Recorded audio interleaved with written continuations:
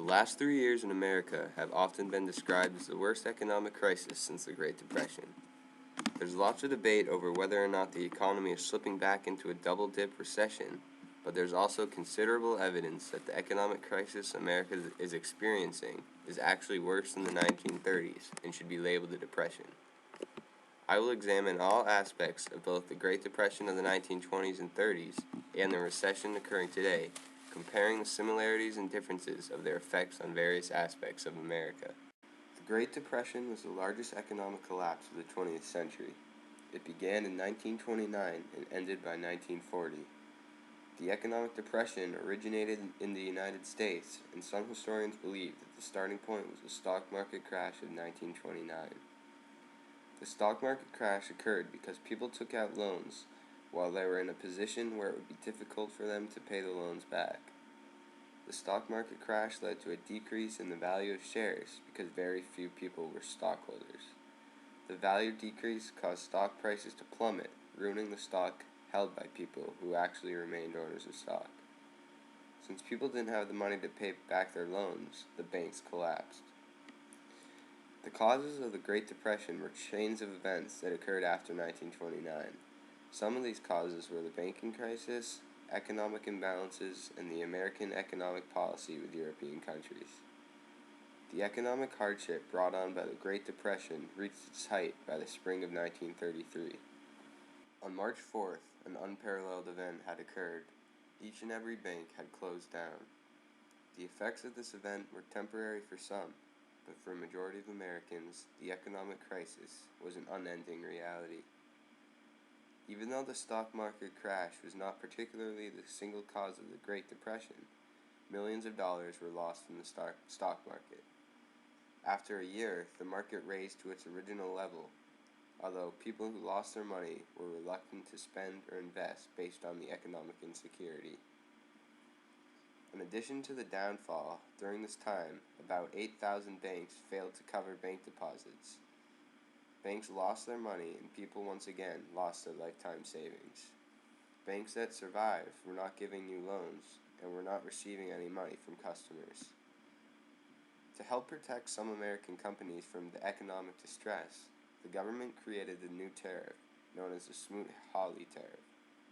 This tariff charged higher taxes to import products. This tariff actually made the economic situation even worse because it resulted in less trade between the United States and other European countries, leading to a global economic collapse.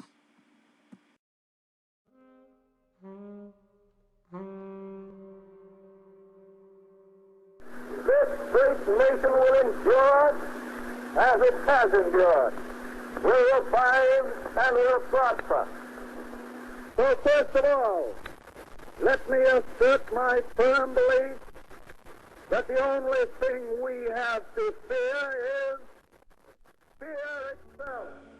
President Franklin D. Roosevelt spoke plain and hopeful words in 1933 to Americans from coast to coast who were devastated by economic hardship.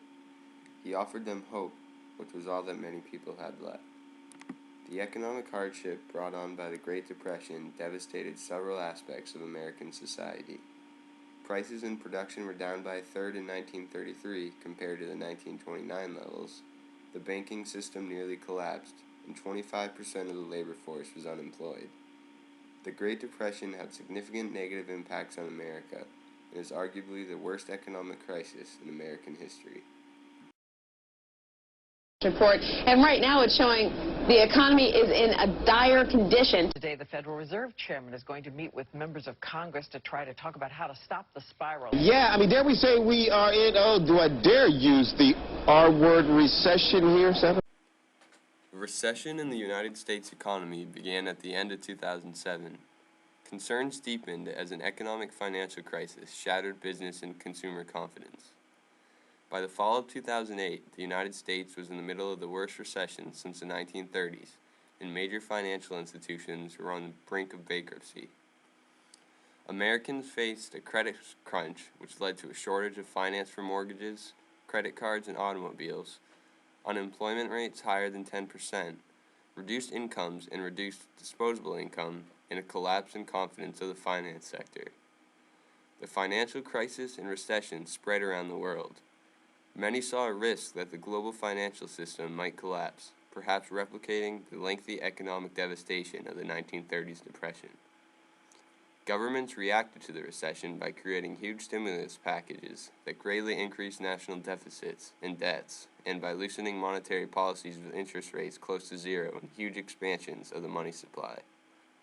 In their efforts to save the financial system, governments also offered bailout packages to banks, including loans, guarantees, and equity. By the fall of 2009, the crisis had stabilized and recovery appeared to be near. By 2010, it was possible to examine aspects of the economic collapse and raise questions about the causes and consequences. Whether new regulations might be needed to prevent a recurrence was of serious concern, and whether some of the tighter regulations should be international was also considered. A related concern was whether such regulations should be applied to non-bank financial institutions as well as banks.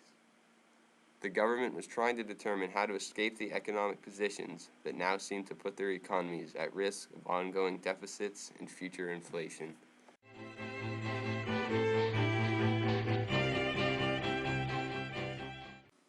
The effects the American people faced from the Great Depression and the current recession are not really comparable. During the Great Depression, the majority of Americans lost all of their savings and were stricken with homelessness and starvation. Many Americans were laid off from their jobs and were forced to cut down on spending and make lifestyle changes as a result of the recession today, but nothing as drastic as what people faced during the Great Depression. There were clear differences between the approaches of FDR's administration and Bush and Obama's administration during times of economic collapse. FDR tried to create jobs for the unemployed and market reforms called the New Deal to take the country out of the Depression, which was comprised of Social Security, additional taxes on the rich, and a massive work relief program for the unemployed. Bush sought to provide Wall Street with a significant bailout package, as what was recently put into place. It is pretty clear that the United States is currently in a very precarious economic situation that is highly similar to the Great Depression, but the effects of the Great Depression were much more detrimental to American society. The impact of the U.S. Depression in the 1930s on most people's daily lives were much worse. The unemployment rate was at least 25% across most categories of workers, compared to the official 8% or 9% now. All the social safety nets currently existing, like Social Security, Medicare, food stamps, and public assistance programs, were nearly non-existent during the 1930s.